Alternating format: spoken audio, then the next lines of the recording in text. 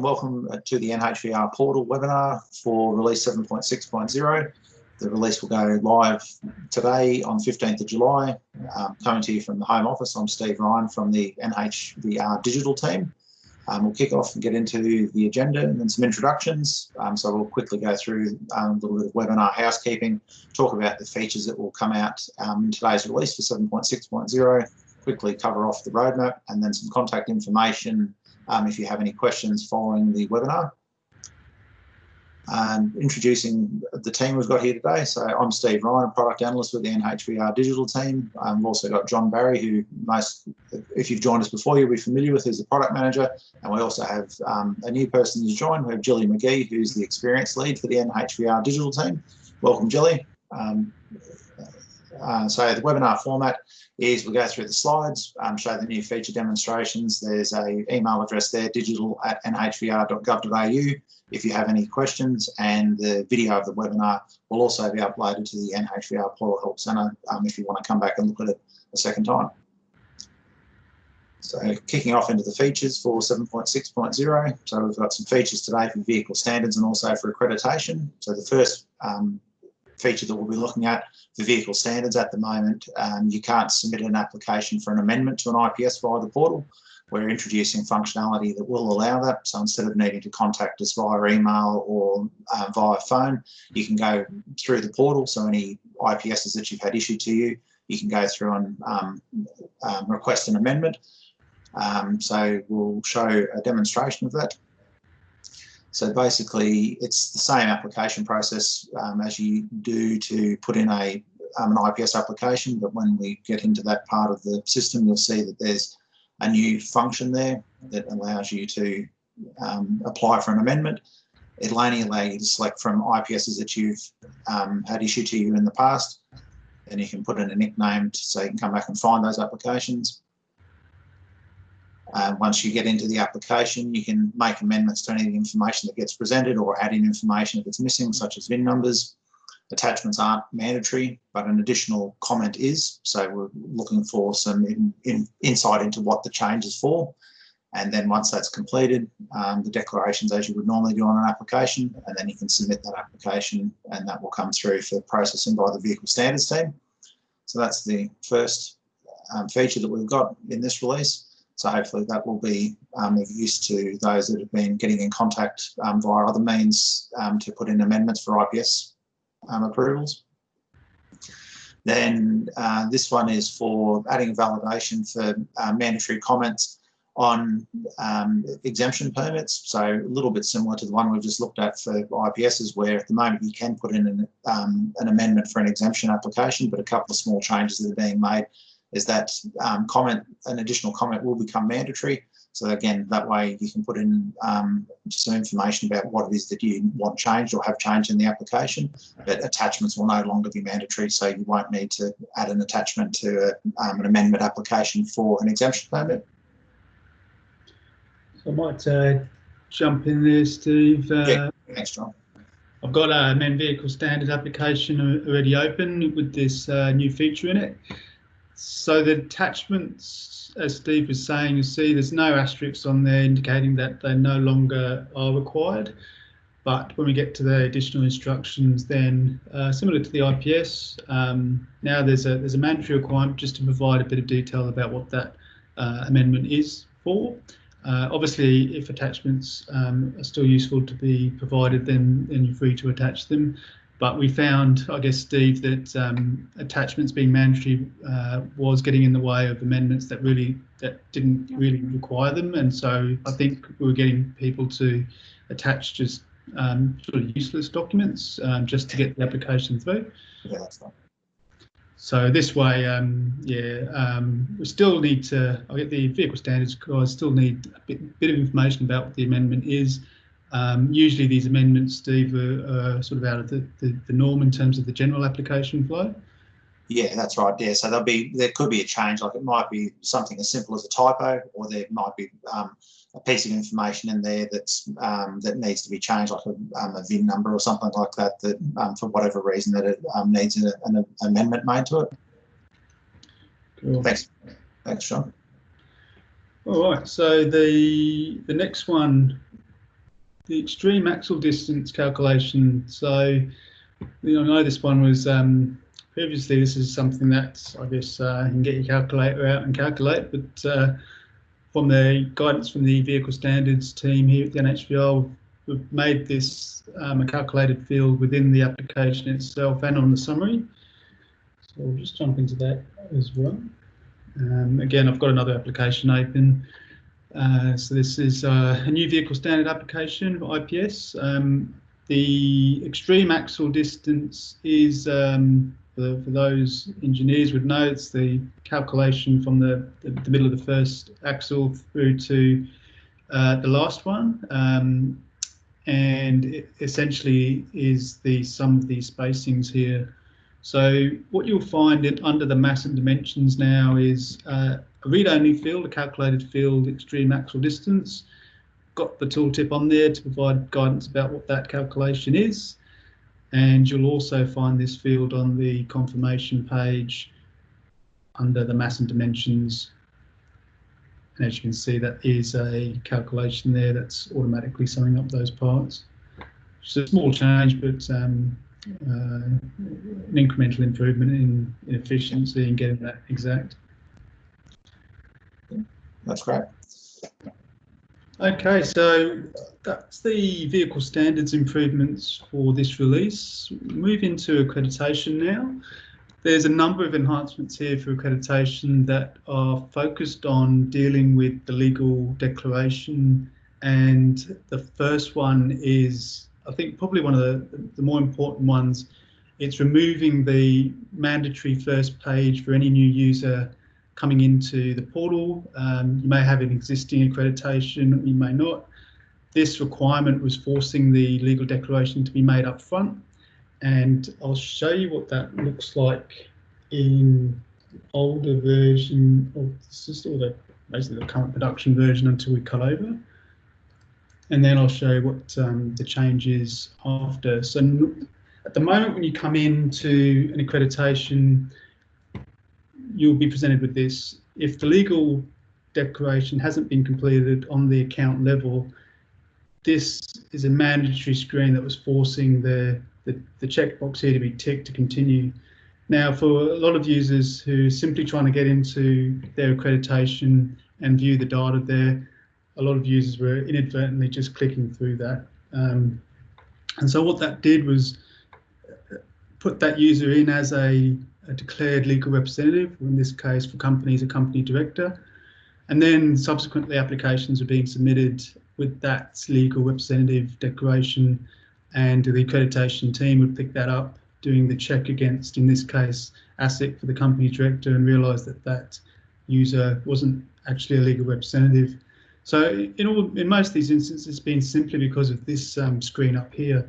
So what we've done for this release is now when you come through and click on accreditation, you'll get straight into the accreditation view without having to complete that legal declaration. And we're hoping there that will stop and prevent that accidental ticking on the box just to get to see the accreditation information, particularly for those customers who have existing accreditation that's been migrated into the portal.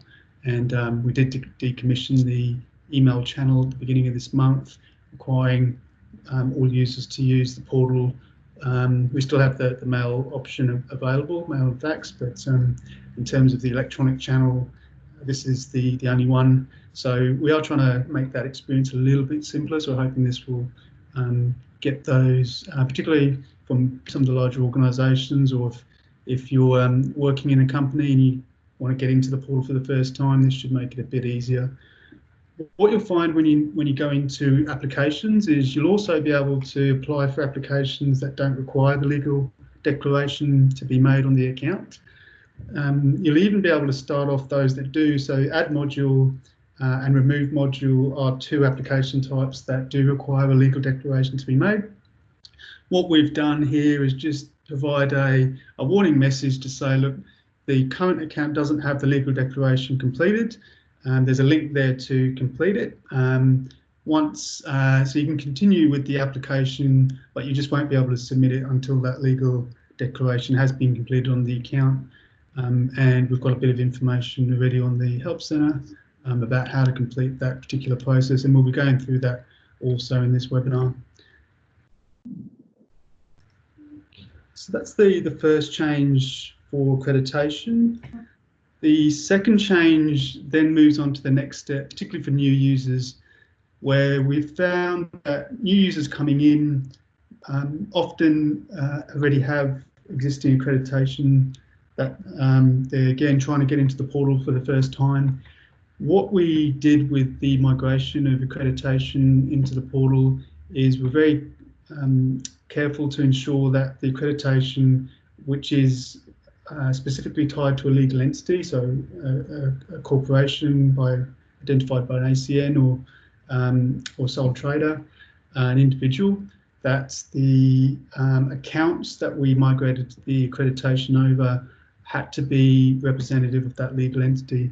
So we have a number of customers who've previously used the Access module, have been in the portal, and have set up their account using a different legal entities. That could be a different subsidiary, a different company that may be part of the overall organisation, but because accreditation is very specific to that legal entity linkage, we would have created a new account, and that user would have belonged to both accounts.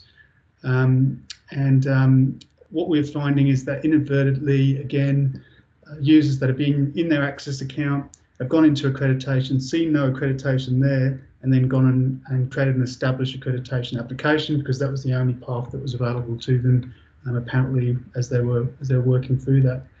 And of course, as those established accreditation applications came through, the accreditation team identifies the issue and then goes back to the customer and the user, only to effectively withdraw that application, get them into the right account, and then often the application that the operator is looking to submit was a maintain.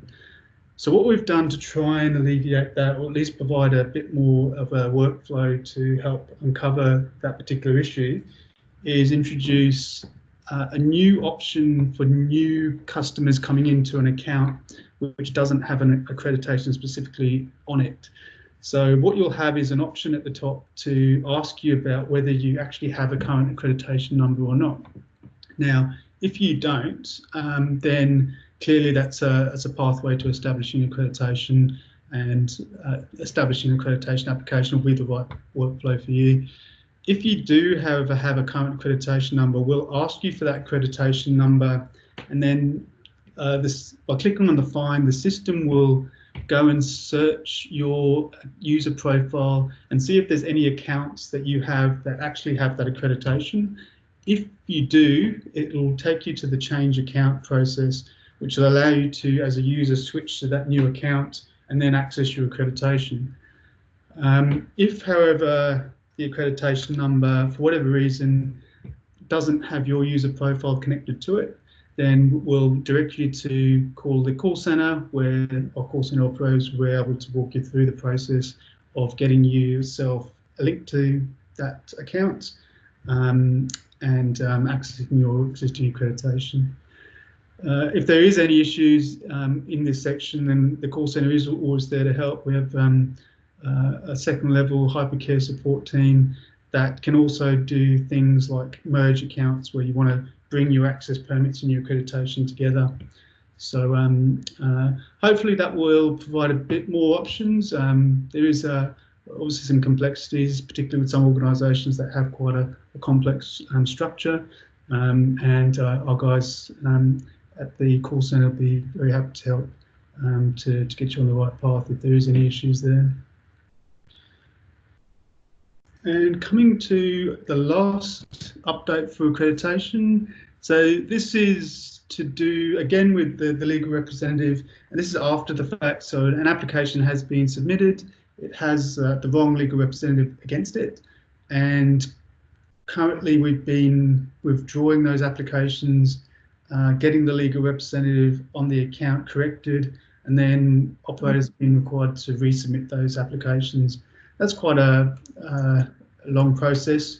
What we're doing with this particular new feature is providing a mechanism to put a hold on the case, get the legal representative changed on the account, and then automatically reflected back onto the case so that it can continue on to completion.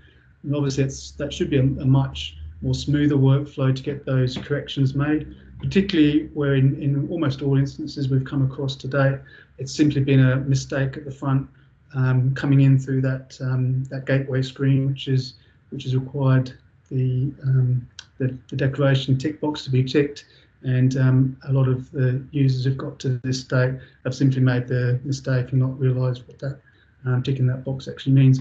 So I'll get into this one. I've got a case open. Go back to my accreditation here. So what you'll receive if you do have a legal representative that's been incorrectly applied to the account, you'll get a notification, an information request. You'll get an email. You'll also be in system. And when you migrate, go to that particular request, you'll find the Director Legal Declaration information request here, and a bit of an explanation of why this case has been put on hold, so moving from being assessed to customer information request. Now you can see here that only the legal representative or correct legal representative, so a legal representative has to be put onto this particular case for me to be able to actually respond and close out this information request. So I'll show you that now. The process for putting yourself, nominating and declaring yourself as the director for a company, or the individual if it's a sole trader, is to go onto the account. Now bear in mind, this is a process that can't be completed by anybody other than yourself. So if you don't have a user profile and on the portal, you will need to set yourself up on the portal. If you are an administrator for their customer account and you want to bring a new user on board, you can add them through the add new user process, and you will have to make those new users who are the company directors or the individuals administrators. They'll be able to complete that new user setup, and then they'll have access to the account. Now that this user has access to the account and they are an administrator of this account, they have the option to add themselves as a primary representative, and that's what I'll do here. So now that I'm added there is the option for a secondary as well. Once I've been declared myself as the company director, I myself can't remove that declaration. If there is a change in the company director, then that new user would have to come in, go through the same process to establish themselves as the administrator or another administrator of the account, and they'll get an option to change the legal representative. So it is a quite tight workflow. It is to provide some assurance for these applications that as a business rule for accreditation, that the individual that is a identified legal representative does complete certain applications, those being establish, add module and remove module. So now that I've set myself up there, if I jump back into the case, you'll see now I have the ability to submit that response. And that will flow back to the accreditation team, and once they've reviewed that, they'll again do another check for companies, the ASIC database, and then they'll complete that request. Once that process is done, then it is a one-off. Once the declaration is made, as long as you as the individual maintain that company directorship in the case of a company, subsequent applications will be able to flow through without having to redo those checks again. Okay, so that is the features for accreditation. You can see the theme there. We're trying to help that onboarding experience for customers coming into the accreditation scheme. All right, so I'll finish off with our roadmap for 2020 and just a quick update on how we're progressing. you can see that we've relatively maintained the same schedule and roadmap for a number of months here. We did roll out of the minimum viable products, or the MVP features for accreditation of vehicle standards back in May, and we've moved into the maintenance, sort of bug fixing, minor improvement phase, similarly for access now as well. And that will continue through for the rest of this calendar year, where our major focus will be on PBS. And the PBS module of the portal is in an alpha phase. So the PBS application submission channel, we've been working with assessors and certifiers to review the designs and the prototypes for that new PBS module. And we'll be soon moving into the alpha phase of the case tracking. And a new thing for the portal, which is the open data exchange, which, while being specific to PBS and at the origination of it, will encompass an API, an open data exchange protocol that will be cutting across the portal itself. So there's some exciting opportunities, I think, for those that would like to be able to integrate more fully with the portal. We'll be using the PBS module as the initial feature set to move into a open data exchange protocol, and moving into the latter half of this calendar year, we'll start to see a developer portal start to come together, and a experience around how you can deal with the NHVR and the NHVR portal for more system-to-system interaction. So more on that to come. The rest of the PBS roadmap is focused on a release in September. So we have PBS application submission and case tracker, which we're looking to go into beta from about mid-September at this stage, and then by December, before the end of the calendar year, we're looking to go into beta for the customer side of the PBS module, which is the smart forms. And as I said earlier, the open data exchange will move into a beta phase as well. And then past that into January through to June, we're really focusing on the back-end regulator side for the PBS team, to help provide the similar type of functionality and case management that we have now for accreditation, vehicle standards, and access. Great. That's very good. Thanks, John. Thanks for going through those features. So we'll give some details now around the next webinar. So next webinar will be approximately a month's time. The details on screen there around how you can get in contact with us if you have any questions. So there's a few different channels there. You can either call, or there's some support emails. Also, you can see this webinar and previous webinars and other help information on the NHVR portal web help centre. So that's everything that we've got to cover off today for release 7.6.0. We'll be live this afternoon. Thanks very much for joining us, and we look forward to having you with us again next month. Thank you.